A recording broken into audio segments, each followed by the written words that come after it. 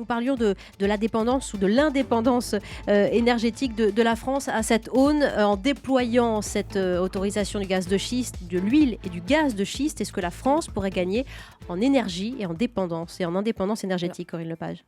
Ça fait partie de la question de fond. Combien on en a?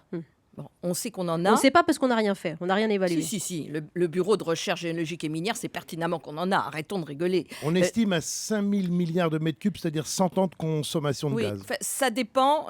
On a déjà diminué de 25%. La Pologne, on a divisé par 10 ce qu'on attendait. Donc, évidemment, ceux qui veulent apportent des chiffres absolument mirobolants. Et ceux qui ne veulent pas, des chiffres tout petits. Et aujourd'hui, on est sur 75-100 ans de consommation de gaz. Oui, mais pas de la totalité, c'est quelques pourcents, ça serait 6 à 7% de la consommation nationale, dans le meilleur des cas. Vous allez me dire, moi je suis une défenseur de l'indépendance nationale, je pense que c'est quelque chose de très important, mais je ne pense pas pour autant qu'il faille saboter totalement notre patrimoine collectif et les activités économiques qui vont avec. Pour ça, je pense que c'est beaucoup plus intéressant de gagner avec de l'efficacité énergétique, de gagner avec la croissance sur les nouveaux procédés, notamment de fabrication du gaz, comme on est capable de le faire aujourd'hui à partir des énergies renouvelables. Je pense que c'est bien plus intéressant. Olivier Duhamel. Mais l'efficacité énergétique, tout le monde est contre. Il faudrait vraiment être assez débile pour dire moi je suis pour l'inefficacité énergétique et qu'on consomme et qu'on gaspille le maximum possible. Donc tout le monde est pour.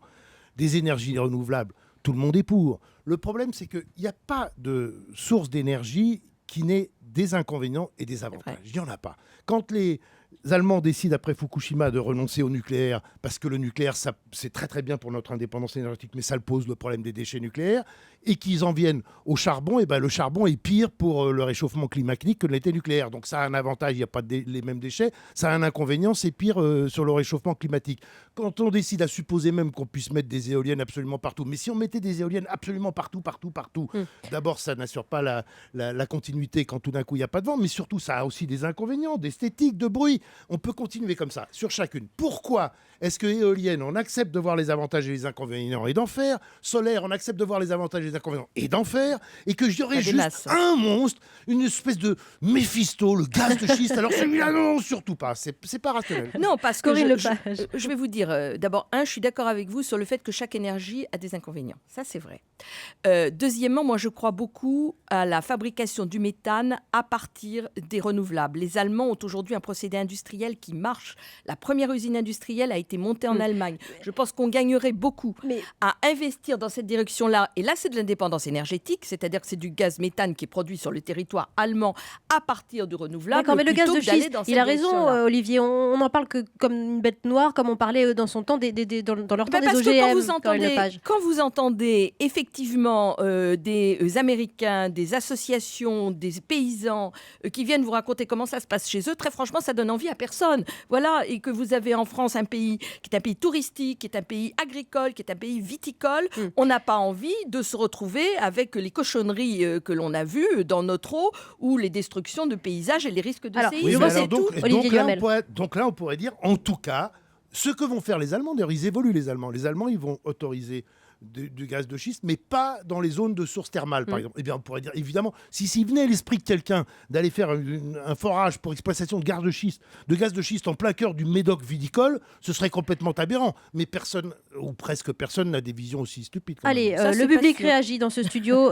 Monsieur, vous aviez envie de participer. Je suis un petit peu d'accord avec tous les deux. Ce que je me pose comme question, il va falloir faire un choix quand même. Oui, mais à la fin seulement. Il reste encore un peu de temps pour me départager intellectuellement. Moi, ce que je crains, si vous voulez, je suis d'accord avec vous que l'on fasse les essais. Ce que je crains, c'est que les grosses sociétés qui vont le faire vont créer une filiale. Cette filiale va faire les travaux. Le jour où ça sera plus rentable, elle déposera le bilan. Et excusez-moi, entre guillemets, la merde, elle restera.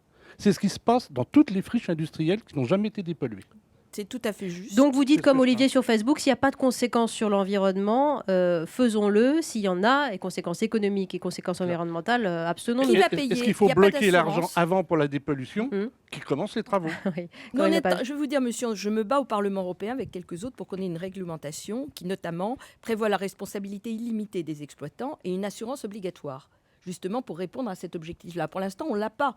Moi, si, à la limite, j'ai un exploitant qui vient et qui me dit tous les dommages qui seront causés au territoire et aux gens, je paye, à la limite, on pourra se poser la question. Mais Ah, je vais vous ai dire une convaincu, chose, alors. rassurez-vous. Waouh. Hein, Je vous ai convaincu alors. non, c'est vous ne m'avez pas génial. convaincu Mais parce si, que je ça vous ai convaincu. n'existe pas. Mais non, monsieur Duhamel, parce que personne ne va accepter Olivier, ça. Et rebondissez parce quand que même. allez. Choupac n'accepte pas ça. Et parce que leur but, c'est d'avoir les permis d'exploration dans lequel ils utilisent déjà la fracturation hydraulique. On ne sait pas, comme personne ne peut aller vérifier ce qu'ils vont nous raconter parce que c'est trop La profond. fracturation hydraulique, expliquez en quelques Alors, secondes. c'est extrêmement simple, c'est que vous envoyez des milliers de mètres cubes d'eau avec des produits chimiques toxiques dans la roche pour la faire exploser et récupérer le gaz. Voilà, À c'est moins ça, la 2000 fracture. mètres. À Pardon moins 2000 mètres de En profondeur. sous-sol. Hein. En Les nappes sous-sol. phréatiques sont à moins 100 mètres. Là, on descend à moins 2000 mètres. Oui, sauf que les X milliers de mètres cubes d'eau, vous ne les récupérez pas en totalité. On récupère entre 50 et 90%. Donc, vous avez entre 10 et 50% de l'eau qui va migrer. Donc, expérimentons, évaluons, faisons Oui, que l'évaluation ne soit pas faite seulement,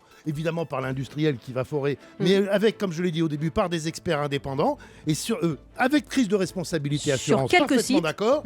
Et après, on tranche au lieu de dire on n'y touche pas, on n'y touche pas. Mais tout oui, et ça les parce gens que qui les sont écologistes autour- ont dit Il qu'il prend fallait du pas y terrain, toucher. il prend du terrain, Hein, Olivier Et Duhamel. les gens qui sont autour, Corinne Lepage, Olivier un Duhamel, instant. et les gens qui sont autour, c'est des cobayes. Alors on va Bah, dire de attendez, quelle ça ne tue région. personne, arrêtez quand même, la Pardon cobaye. Ça ne tue pas. Oui, mais Ça enfin, ne ça tue pas. affiche en l'air Vous voyez, des vous êtes territoires et encore ça dans affiche Méphistophélès, là, ça non, ne ça tue affiche pas. en l'air des activités.